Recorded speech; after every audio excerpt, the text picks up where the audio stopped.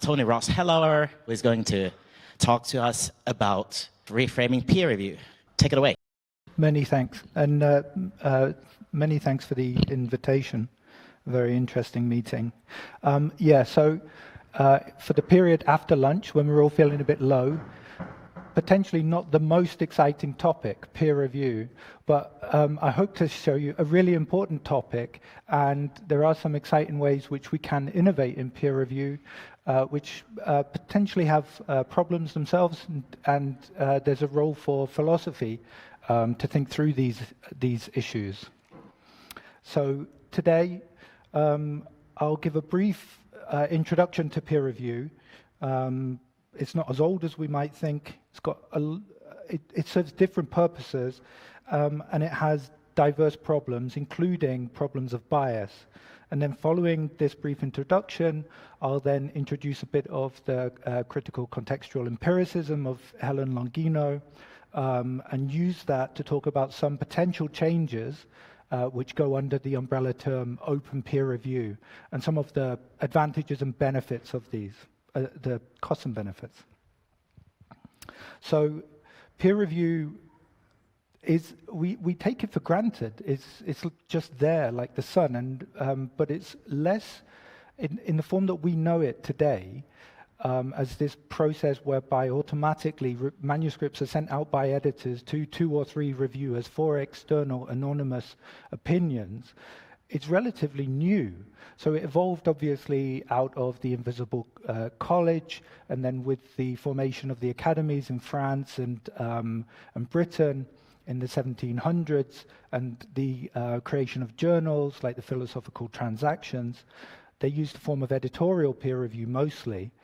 And so right up until the 1930s, apparently Einstein had never heard of anonymous peer review and was completely surprised when he submitted a manuscript to the Physical Review to get back an anonymous review, which it seems like he didn't really read before he just rejected it out of hand and told the editor that he would be taking his manuscript elsewhere.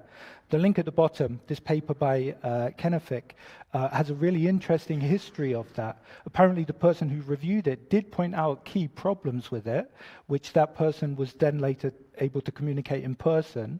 And although Einstein said that he had come to the realization that his conclusions were false on his own, when that paper eventually appeared in another journal, it was revised.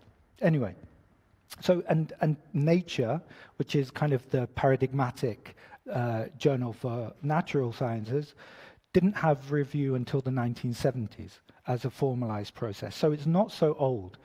And this means we shouldn't take it completely for granted, and we should be very open to ways that we can experiment with this process. It performs a lot of different functions. So there's a formative function to peer review. Just the fact that we know in advance that we will be peer reviewed, to some extent while we're writing, we are writing for the reviewers or for the editor or for the venue. And of course, the feedback from reviewers has a formative function because it hopefully helps to improve manuscripts. But then it has a summative function, so reviewers are asked to pass judgments. Is this good science or not? Should we accept this to our journal or not? And good science there can take different interpretations. We might be talking just about the robustness and soundness of the approaches, or we might be talking about novelty and originality. And peer review also has a function of self-governance. So after the Second World War, and especially conversations in the United States around the potential New Deal, and especially the considerations of the role of the academy in response to the rise of fascism, the academy, in order to kind of foster and demonstrate its potential to govern itself, to not be governed from outside, peer review became this totem, and it continues to be so. So it has this, for our purposes within the community, it has this legitimation through procedure function. We know not everything that passes peer review is fantastic, but it is a crucial kind of passage point through which our work goes in order to gain legitimacy. And then also to the outside, to the political sphere and the societal sphere, peer review, as I said, is this justification that the academic community can govern itself in saying what is good knowledge and what isn't. And maybe for that reason shouldn't be told by governments, for example. And we see in the United States at the moment with the Trump administration that the role of government in science policy is becoming very clear again. So peer review has this really deep function, not only in the creation of our knowledge, in the verification and the filtering and therefore dissemination of our knowledge, but also in the governance of science. Peer review also has a ton of problems. It's a human process. It relies on judgments from 2 or 3 people.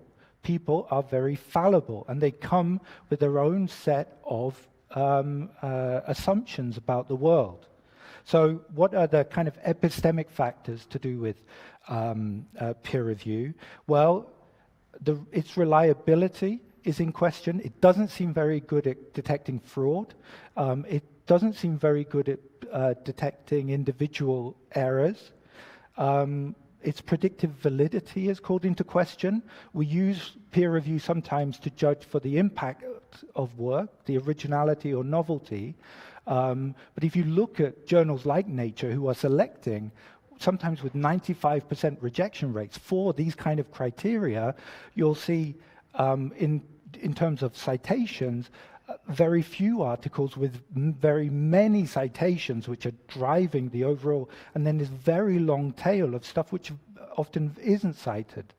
There are issues of diversity, and I mention this here not only as a social issue, but also as an epistemic issue, because diversity of viewpoints, as I'll come on to later, is maybe one of the criteria that we want to be taking into account in peer review. Problems of bias, which I'll talk about in a second, and a lot of problems, social problems, which I won't consider today, the amount of time it takes, the lack of incentive, the fact that the system is creaking under reviewer burden, the number of articles is going way up, people are getting busier, partially because they're creating all those articles, but just because of administrative work. And as I said, there's a lack of inclusion. Most of the review work is like 80% of the review work is done by 20% of the academics, right? And we can think of problems of, or phenomena like the Matthew effect in science, which is to do with the distribution of attention, but also I guess it has to do with factors like who is trustable, who is dependable, and so. So what are those sources of bias? We can think of content characteristics, and here I'm building heavily on this review paper by Carol Lee and Cassidy Sugimoto, Blaise Cronin and colleagues. It's a very good paper. They collect some other things that they call bias. I don't think that's bias. I think it's just peer review not working very well sometimes. Anyway, types of bias. Cognitive cronyism. So Harry Collins and a colleague proposed this. It's basically my paradigm, my theory, I like it. I like papers that engage with my theory more.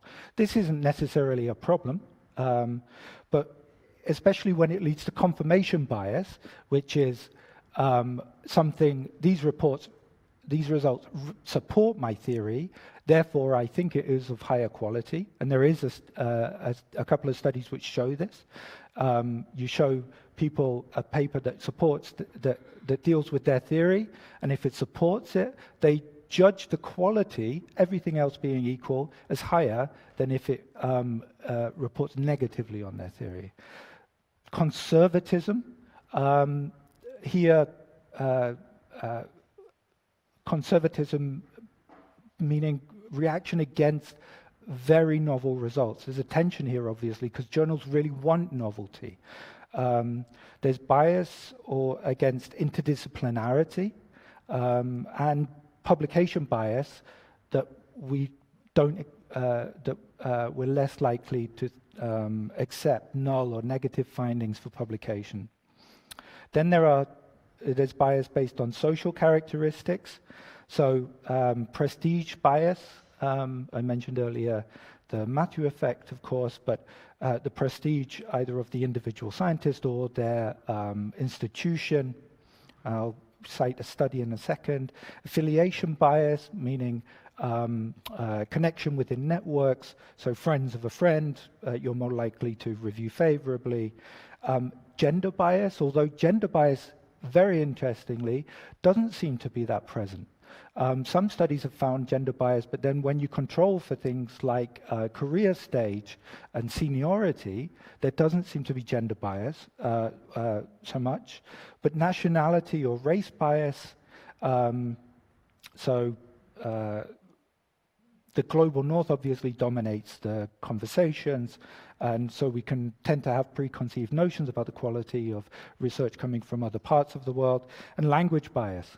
If we're English speakers, sometimes we can devalue work simply because it's not written by English natives. And so one example of this is a really nice study 2 years ago in PNAS called Nobel or Novice.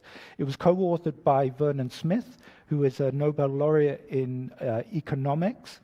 And he had written a paper along with a postdoc of his from Africa.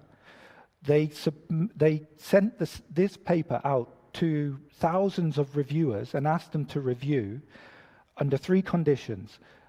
No names mentioned, only the Nobel laureate mentioned, only the postdoc mentioned. And here you'll see at the top, so orange is reject. This is where only the postdoc's name was mentioned, where no names were mentioned, and when the Nobel laureate was mentioned. So you'll see the scale of acceptance of this paper for the same venue, same paper, is drastic. Now, is this prestige bias? It may also have been race bias, because as I said, the postdoc had an African name. But in any case, this maybe indicates that there's something wrong with peer review. It's an extreme case. Not every paper that comes to us is by a Nobel laureate, of course. Okay, so in the next stage, I want us to think about how we deal with bias. So I'm quite interdisciplinary now. I did undergrad philosophy, but then I studied information science. And now I use a lot of methods, qualitative and quantitative. So in qualitative research, there's this concept of reflexivity, the reflexivity of the observer, that knowledge can't be separated from the knower, and that as a researcher doing qualitative research, you have to always be constantly aware of how your position within the research interacting with respondents is changing the possible answers that you're getting, and also how your biases, assumptions, and values might be influencing your interpretations of that. So it involves critical self-evaluation of positionality and ongoing reflection on the impact of identity and experiences. And what I want to suggest in this is maybe we can find reflexive approaches to dealing with bias in peer review. So next, many of you are probably aware, very familiar with Helen Longino's philosophy, but just to give a quick run through. So she starts with the concept of underdetermination. There's gap between our data and our theories, and that data undetermine hypothesis evaluation. And this gap means that there always has to be something added in. And what is this thing that is added in? Well, it's the background assumptions. And that background assumption can be supplementary theories, which we rely on as givens, but it can also involve the values that we bring. For example, our scientific values, whether simplicity is a scientific value which we bring to bear in looking, but it may also involve other values. And so Longino talks in her earlier work about constitutive versus contextual values, later cognitive versus non-cognitive values. The cognitive are those generated from an understanding of the goals of science, which provide rules determining what constitutes acceptable scientific practice or method. And the non-cognitive are socio-cultural factors regarding personal, social, and cultural values, those group or individual preferences about what ought to be. And if we go back here, I think we can say that the difference here probably lies in non-cognitive values, right? So I'll skip this one. Longino then aims to avoid relativism. So she draws these kind of two horns of the dilemma based on the science wars.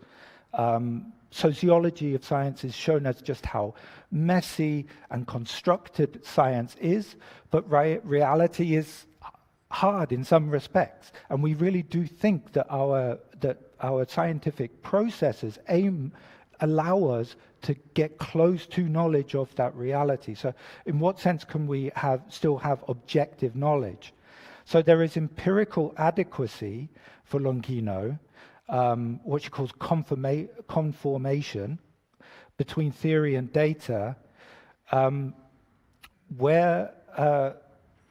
so instead of truth, she talks about conformance, and this is representational or denotative success. And so it's a broad concept which fits lots of ideas like truth, approximation, fit, similarity, isomorphism, homomorphism, and so on. But it also needs another criteria. So it needs a public, and it needs to go through a public process. So knowledge must be objective to the extent that it allows transformative criticism, and that is ongoing public critique and critical interaction through which claims can be tested and then amended or rejected or eventually accepted. So, and through this critical discursive interaction, a knowledge community can uncover hidden assumptions and biases, reevaluate them, and transform them if necessary. So, and that content is epistemically acceptable for a specific community at a specific time if it's supported by the evidence. So there are 4 conditions for this.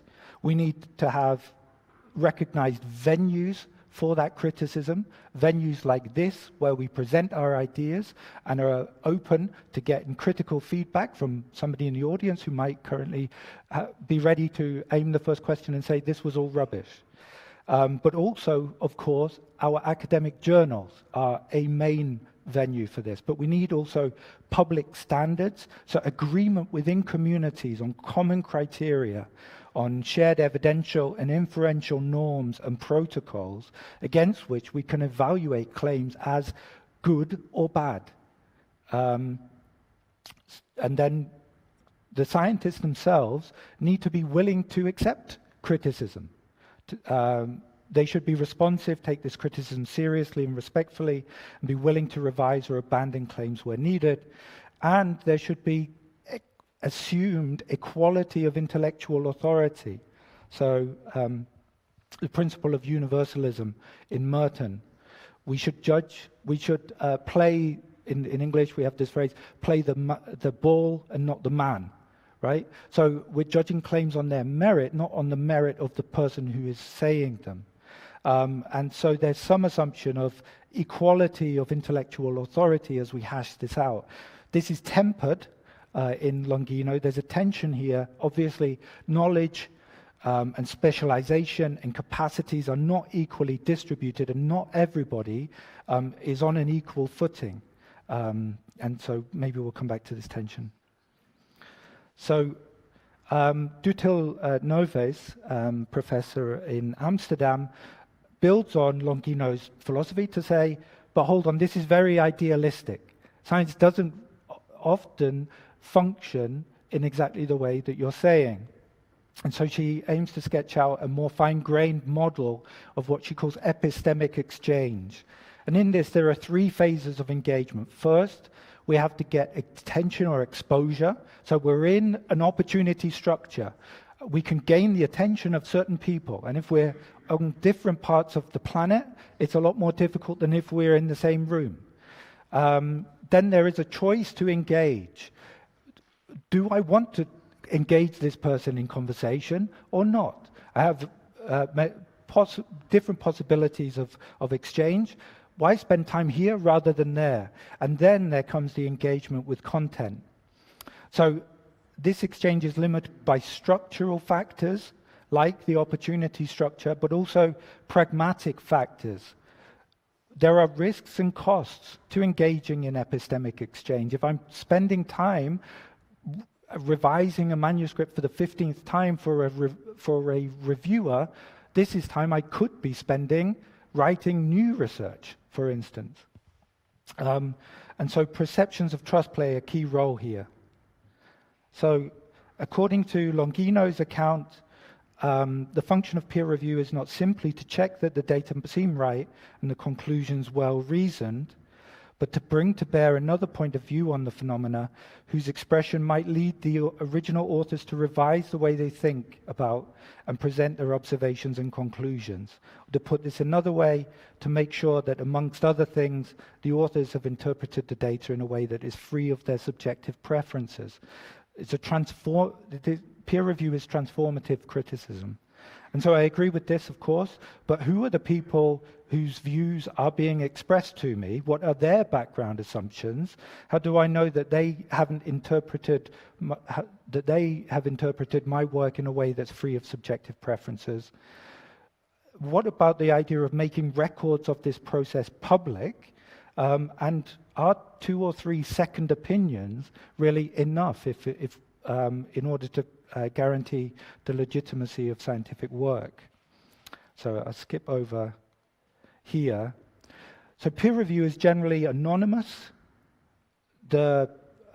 Usually the authors don't know who the reviewers are, and in many disciplines, especially in social sciences and humanities, it's double-blind, which means that the reviewers don't know who the authors are. It's usually very opaque. Neither the process nor the reviews are made public, and it's very selective. So editors have this function of selecting reviewers, and maybe editors are biased too. So we can say that peer review is a black box to this extent. Decisions are made in the shadows. It's opaque, it's anonymous, and it's selective. Open peer review, then, aims to revise peer review in various ways to fix various of these issues. So a paper I wrote in 2017, it's a very kind of tortured, fuzzy term, but there are kind of some main processes which are being identified under this. The process of revealing reviewer identities, of publishing review reports, or of opening participation in review processes to larger publics. And I'll talk more in the last part of this talk here. I think I have about 5 minutes left. So within open identities, the authors and the reviewers are aware of each other's identities. So as I said, in most systems, reviewers are anonymous to authors, and sometimes authors are anonymous to reviewers. How does this change the kinds of factors that Longino is saying are essential for transformative criticism? If we think about the uptake of criticism, so Longino says that peer review is often pointed to as a standard avenue for our criticism, but at the same time its confidentiality and privacy make it the vehicle for the entrenchment of established views. Well, we can say that from the evidence, and there's here at the bottom some synthesis papers of the evidence on this. So signed reviews do seem more constructive and have more civil language in review and response, seemingly supporting these key ideas of responsiveness and respect within peer review. On tempered equality of intellectual authority, the idea is to foster collegiality through more personal, eye-level interaction, but there's an obvious issue, which is that the blinding process is there partially to protect reviewers from social biases. So the author might have social biases against me if I'm a very junior researcher, and double blind, importantly, protects authors against these social biases of the kinds that we saw in the Nobel or novice paper. In terms of epistemic exchange and the attention and exposure, it brings authors and reviewers into direct exchange. So there is then a potential for future engagement based on that, for good or bad. I have made collaborators through people who have openly peer-reviewed my work. But, as I'll talk about later, there are worries that there could be kind of repercussions. So then there's the engagement with content. Reviewer transparency. If I know the background of the reviewer, maybe I'm able to better contextualize their criticisms to see what viewpoint they are coming from. What are their methodological presuppositions? And maybe based on that, I can argue whether that is legitimate or not to apply to this standard work. So maybe it helps deepen my understanding of the criticism. There are pragmatic factors of risk. So these are largely perceptions and haven't really been reported, but there's a worry that without protection of anonymity, reviewers might anticipate reprisals, especially from senior peers. Maybe these reprisals do then happen later. Maybe I face somebody on a committee for a job, and they're somebody who I've badly reviewed and they don't give me the job. Women and more junior researchers are less likely to sign their peer reviews if this is optional.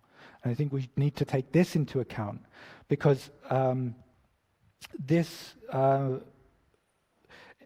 we often, signing reviews and making them public is often given as a reason to incentivize review, right? But if those who are more likely to engage in this process are those who are more likely to already be advantaged, meaning old white men, within the academy, then maybe this has a further follow-on for the Matthew effect within science. And this is potentially a larger problem in smaller epistemic communities. So in a small language community, I was at a conference in philosophy in Croatia, for instance, they all know each other, and they just said this just wouldn't work to have open peer review here. Yeah, and there are pragmatic factors like cost. Reviewers seem to invest more time in signed reviews. For these reasons, it isn't really favored. And the best advice is to trial it carefully and consider implementing it as optional if you're interested in this. The final thing that I'll talk about, because I think I have to finish, is open reports. So open reports are, the peer review reports are published alongside articles. Why? Enhancing trust in processes through greater transparency.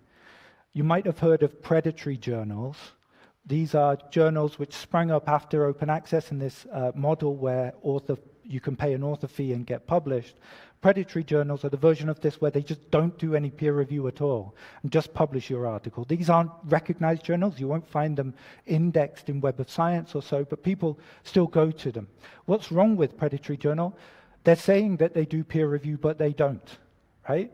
But the thing is that as an outsider, I might know that Nature has this 95% rejection rate, so I think it's got highly stringent peer review. But for an individual article, I don't know how the sausage was made, right? I just see the sausage, right?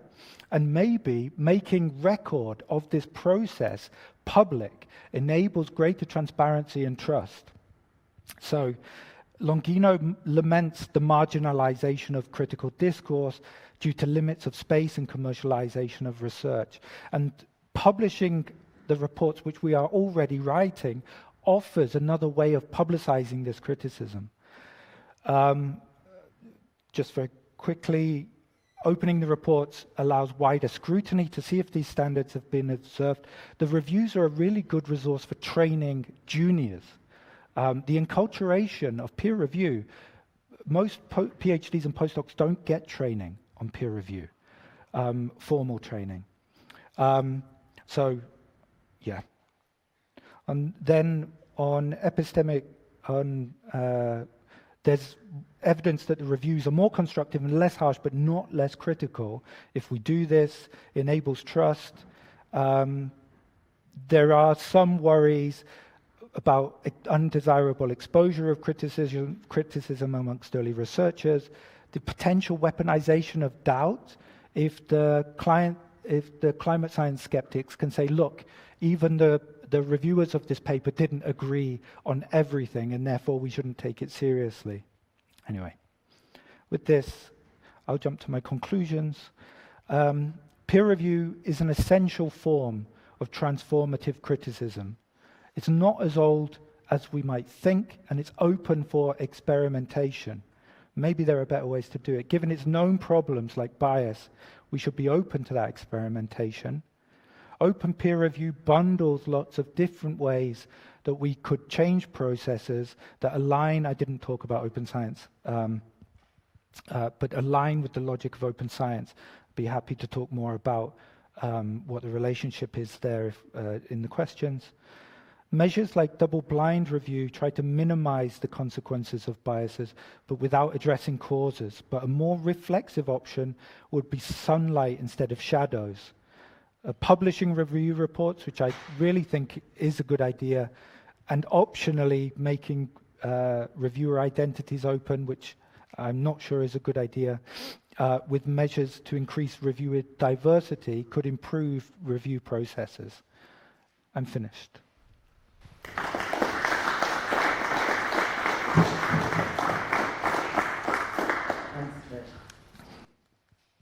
This will turn on. Yes, great. Thanks very much.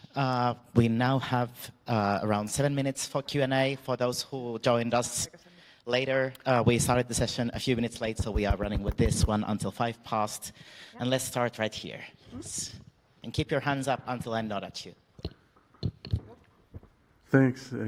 Great talk. I'm always reminded, you always have these cases where you have the speaker, comes to the university, Nobel laureate, or someone wrote a great paper, and he begins his talk. Here are the 20 times that this paper was rejected.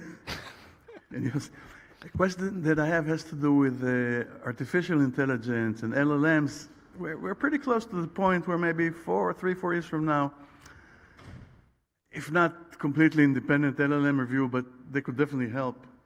And so they could work together with the reviewers, and I wonder if there's already something going on in this direction.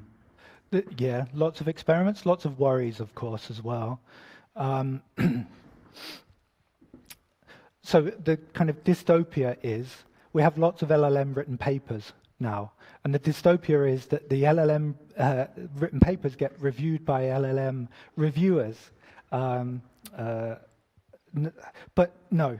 So LLMs, in my view, they're not to self-publicize, but we had another paper last year which looked at the overlap or potential of generative AI and open science and kind of dealt with this topic a little bit. Yeah, absolutely. There are some things which those tools are really good for. Like I said, humans aren't good at spotting errors in stats, for example. These tools are good at that. And they definitely will have use cases for some of that. I think they probably won't be as useful in philosophy as they will in in like medicine, where already reviews have very stringent structure, you know, and certain parts of that could maybe be outsourced. So there is a lot of experimentation. I think it's going, I mean, there's a lot of informal experimentation. The rules are reviews are confidential. We give you this manuscript confidentially, don't use it. But people are using ChatGPT to help write reviews, we know. So yeah, I am quite bullish. I do think that as long as we are careful and we have the right research integrity conditions, and there's also another interesting use case which I was talking to a friend about that might be a paper someday, but it's just that LLMs blur the use case between qualitative and quantitative tools, because they